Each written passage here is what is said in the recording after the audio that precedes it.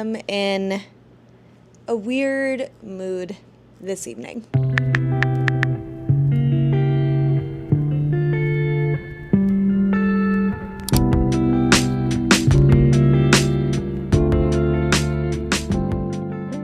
I am not gonna lie, I'm just in a weird mood tonight. It is Tuesday night when I am recording this. My fiance Jeremy is away right now and actually will be away during the week for the next 7 weeks. He is back in our hometown working at the day camp where, fun fact, we met 14 years ago. What feels especially weird to me is I lived alone for a really long time, like more than 10 years, and Jeremy only just moved in September, so it's still a pretty new thing.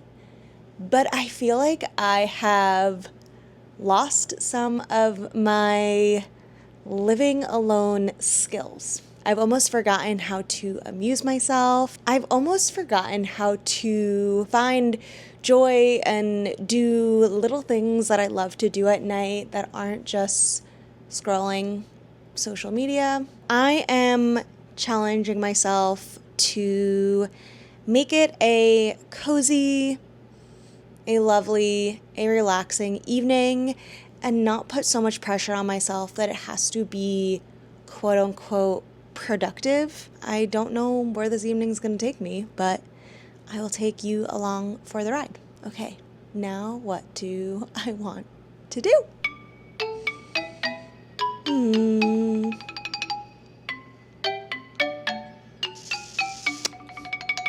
I had an idea for what I'm gonna do tonight.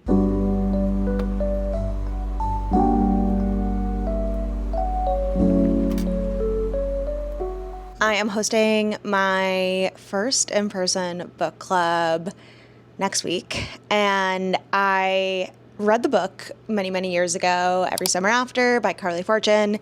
It's one of my all-time favorite books, and I'm so excited to discuss with everyone. But it has been a while since I read the book, so I think I'm gonna download the audiobook and do some coloring on my iPad while I listen. I am not a big audiobook person. You know, when you have to do those tests growing up that were like, what is your number one way you learning style? What are those things called? I don't know, but it's like kinesthetic, visual, audio learner.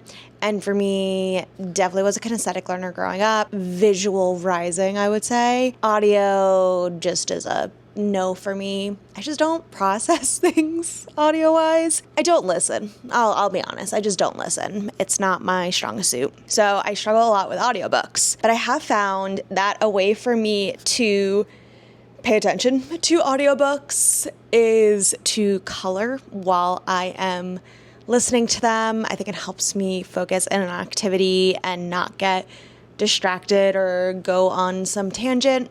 I also think because I have read this book before, it will be a lot easier for me to follow since it's more of a refresher as opposed to starting over completely fresh. So I think I'm going to listen for maybe the next hour or so and do some coloring and see where that takes me. I'm actually really excited to dive back into this book. I love it so, so much. Oh, fun fact, Jeremy also just read this book literally last week. So I'm excited to be like way more fresh on it to be able to discuss with him in more detail. So stay tuned for that. I'm going to try to get him to do an episode on here.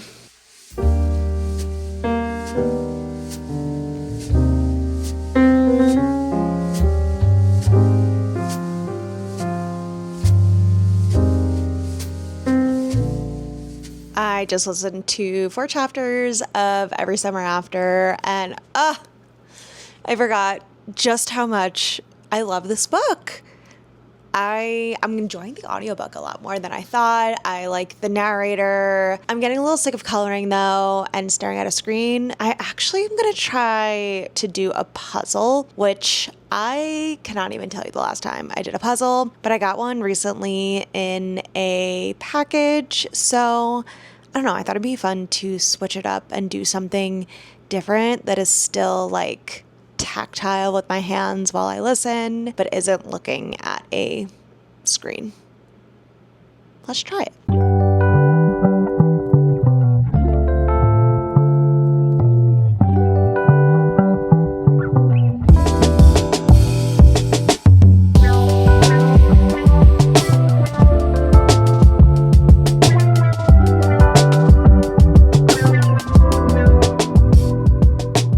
I finished my puzzle and I'm already about 25% of the way through the audiobook, which I am quite impressed with as someone who usually does not absorb audiobooks very well. I am deeply, and I mean deeply, enjoying doing this reread of Every Summer After. I didn't think I would, I was worried that I wouldn't feel compelled to reread it because I'm not a huge rereader.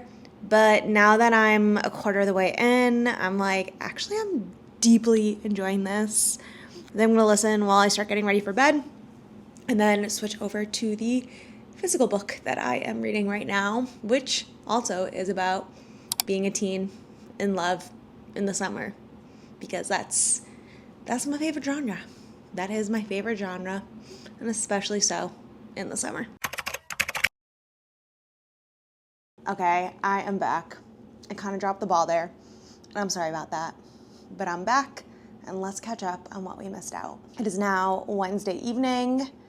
I'm eating my dinner because I'm going to go see Buena Vista Social Club on Broadway tonight. I'm really excited for this show. I don't know a lot about it. I know it's about the making of this album. I know the performances are supposed to be spectacular. I think I won the Tony Award for choreography this year, if I'm not mistaken. So I don't know, I'm excited. It should be a lovely evening of theater.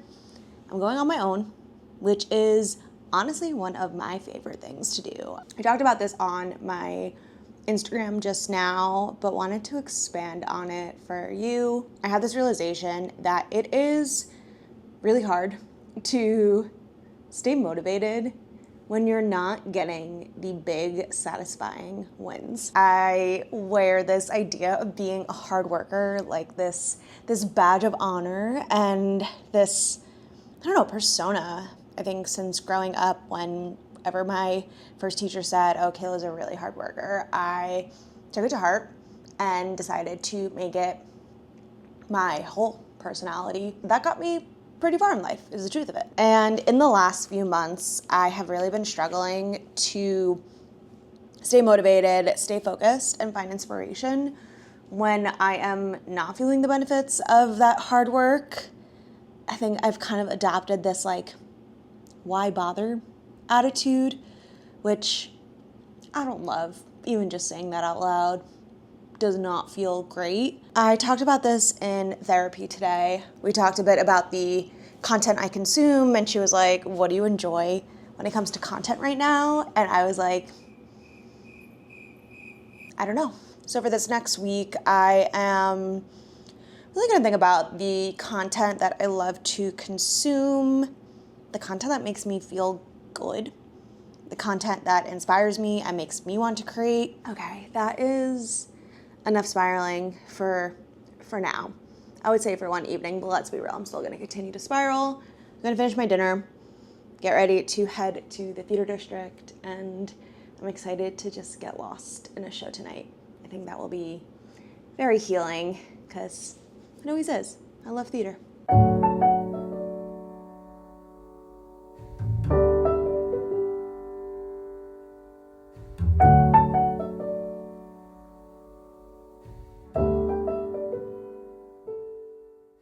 I loved Buena Vista Social Club. You know those shows where you can just tell every member of the cast, every musician is just so dialed in and focused and joyful and present.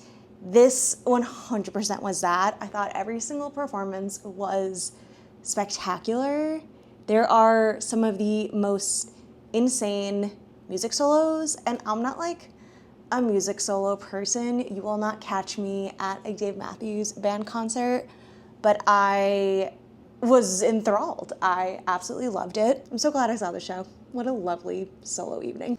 And with that, I am going to wind down for the night and wrap up this video so that I can edit it and post it tomorrow morning. As always, thank you so much for tuning in and joining me. Thank you for being along for the ride. Please be sure to subscribe to my channel, like this video, all of that good stuff. Let me know if you want more day in the life content. Let me know who you are looking to for inspiration or what content you are really loving right now, because I'm definitely on the hunt for more of that. And I will see you next week.